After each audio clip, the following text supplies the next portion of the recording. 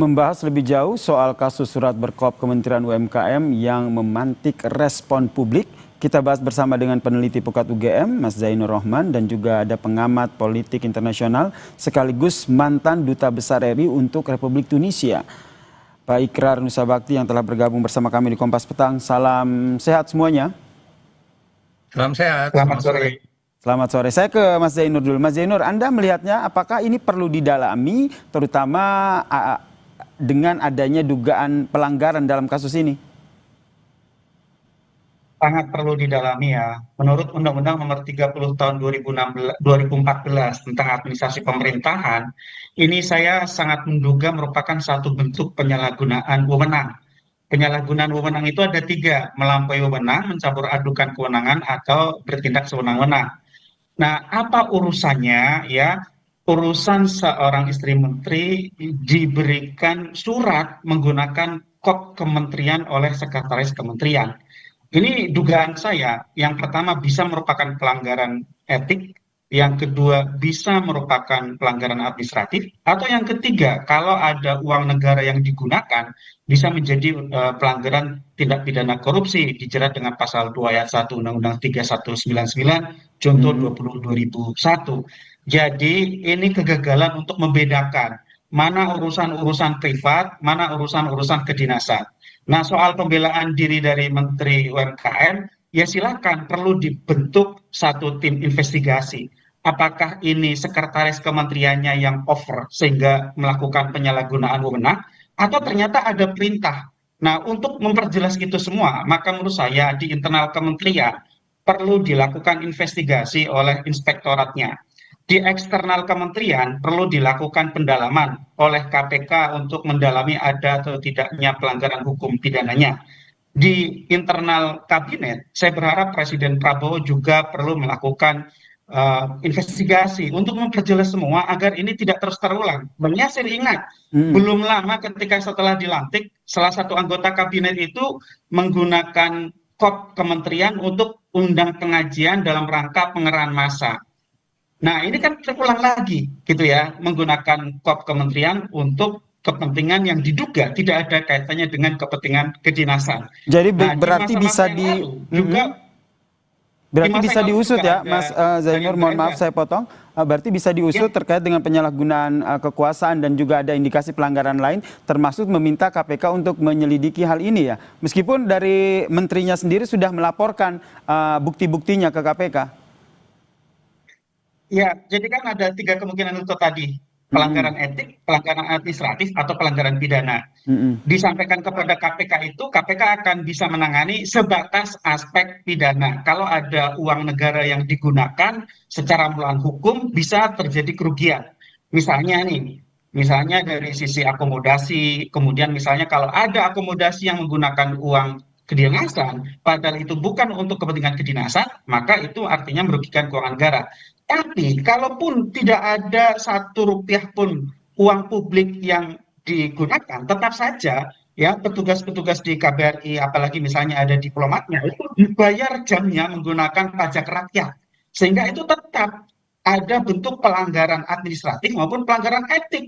Bahkan dari sejak penggunaan kop kementeriannya saja, itu sudah merupakan satu bentuk pelanggaran kalau ternyata bukan acara kedinasan menggunakan kop kementerian.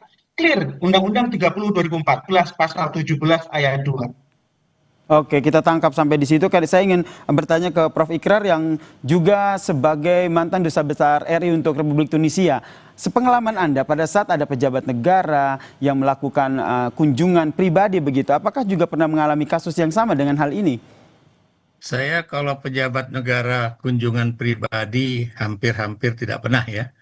Tapi kalau kemudian orang biasa, ya saya beri contoh misalnya atlet kita ya, akan datang ke Tunisia dan kemudian minta perbantuan ya, itu biasanya saya bantu. Saya beri contoh misalnya pernah ada 2 kali atlet tenis dari DKI Jakarta ya, dia akan bertanding di Tunisia dan kemudian minta ditonton, ya saya datang misalnya ke Hamamet untuk menonton misalnya. Atau misalnya kalau Anda tahu ya yang namanya atlet Paralimpik ya, yang pusat pelatihannya tuh di Solo, kalau mereka juga akan bertanding di Tunisia, ya itu biasanya juga mengirim surat pada kami untuk meminta bantuan, ya. Paling tidak bantuan transportasi pada saat ada terjadi hal-hal yang tidak diinginkan, karena Anda tahu ya, tidak semua kemudian negara memperlakukan tim dari berbagai negara itu juga dengan sangat apik, ya. Dan kemudian waktu itu pernah terjadi, ya, rombongan Paralimpik itu sudah katanya siap untuk pulang ke Hammamet, ya, yang jaraknya itu lebih dari 60 kilometer dari Tunis, ya.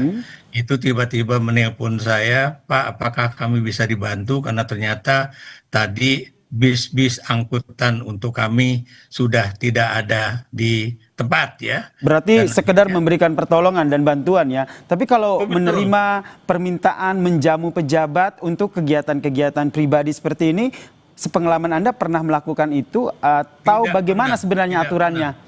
Tidak pernah, ya. Jadi biasanya para pejabat itu, ya, kalau misalnya para menteri juga datang ke Tunis, ya, itu paling saya juga datang aja jemput di airport, ya, di depan pintu pesawat, dan kemudian saya bawa beliau-beliau itu, ya, seperti Bu Sri Hmm. Mulyani ataupun Pak Enggar Tiasto Lukito, ya, ketika datang ke Tunis untuk urusan resmi, itu saya cuma mengantar mereka-mereka itu ke hotel dan tidak sepeser pun kami mengeluarkan uang untuk kebutuhan akomodasi, ya.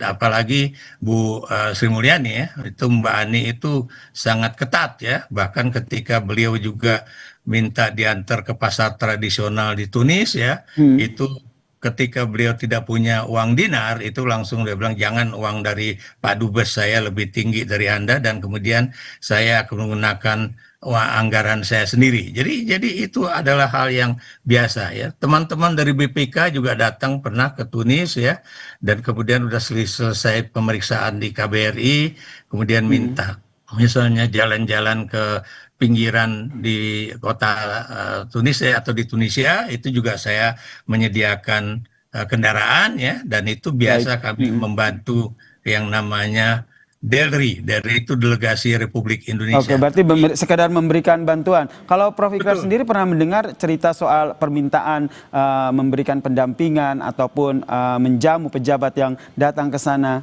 Dan apakah itu akan mengganggu kinerja dari kedubes sendiri?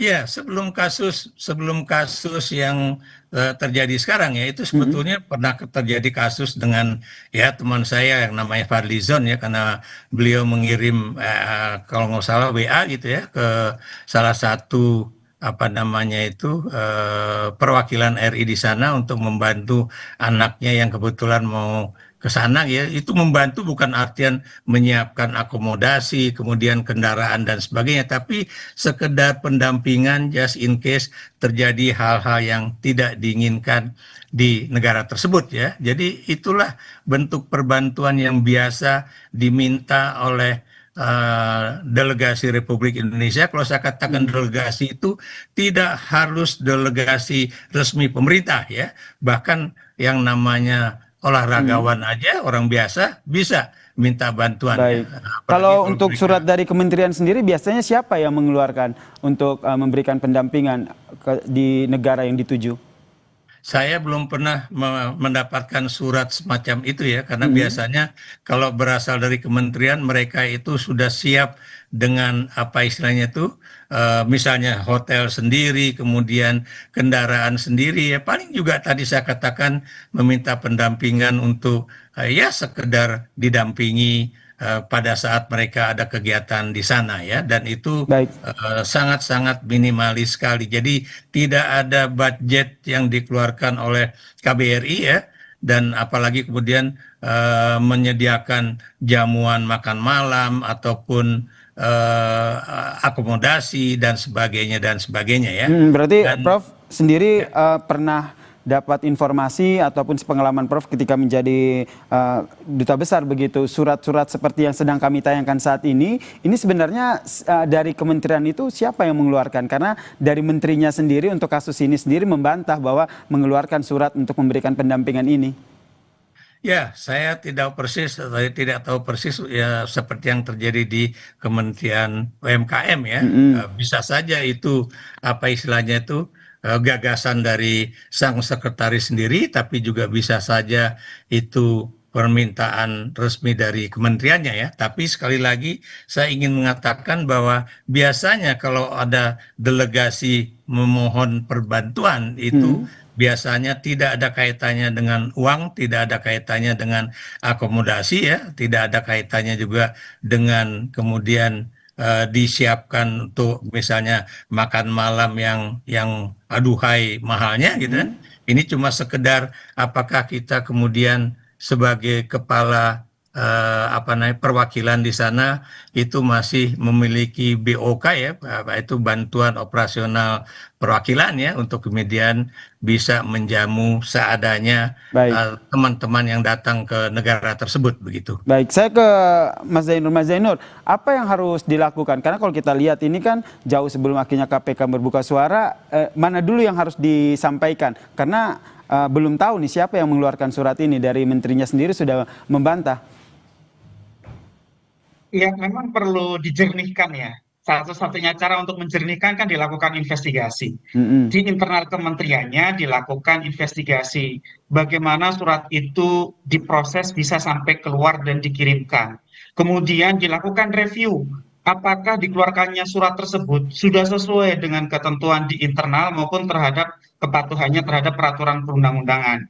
Yang kedua adalah saya pikir hal-hal seperti ini ke depan perlu untuk ditertibkan, mana yang boleh, mana yang tidak boleh. Harus ada satu bentuk sosialisasi juga kepada para pejabat begitu ya, bahwa kalau dari sisi perlindungan terhadap warga negara itu merupakan satu apa namanya kewajiban negara begitu ya. Dimanapun warga negara Indonesia yang sedang berada di luar negeri berhak mendapatkan perlindungan. Tetapi kan kalau dalam konteks ini berbeda saya lihatnya gitu ya. Yang saya lihat adalah yang pertama adalah adanya potensi penyalahgunaan kewenangan karena penggunaan kop kementerian.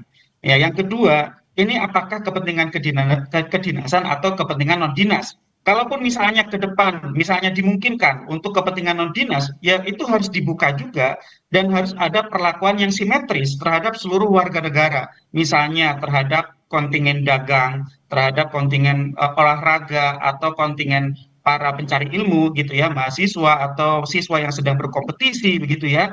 Karena kan juga ada banyak jenis-jenis warga negara yang sedang memiliki urusan di luar negeri, sehingga seharusnya itu bisa berlaku sama untuk semua orang, tidak ada perlakuan yang berbeda hanya karena keluarga dari pejabat. Kalau untuk pejabatnya sendiri, saya pikir justru merupakan sebuah kewajiban dari negara untuk mendukung bagaimana agar kepentingan dinasnya itu bisa berjalan dengan lancar, diberikan dukungan sesuai dengan batas-batas yang ditentukan oleh peraturan. Tetapi kan menjadi masalah adalah kemudian ketika ada percampuran antara kepentingan kedinasan dengan kepentingan pribadi. Ini tidak tepat. Ini awal mula dari korupsi itu kan tidak bisa membedakan mana private domain, mana public domain. Kemudian ada sumber daya publik digunakan untuk kepentingan-kepentingan pribadi. Jadi ini yang nanti kita nantikan bersama ya Mas Zainur dan juga Prof. Ikrar, apa langkah yang diambil, apakah ada investigasi terkait dengan kasus ini sehingga terang benderang begitu, sehingga berharap tidak ada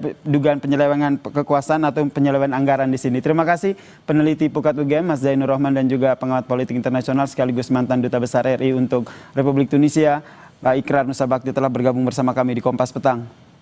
Ya, sama-sama. Terima kasih.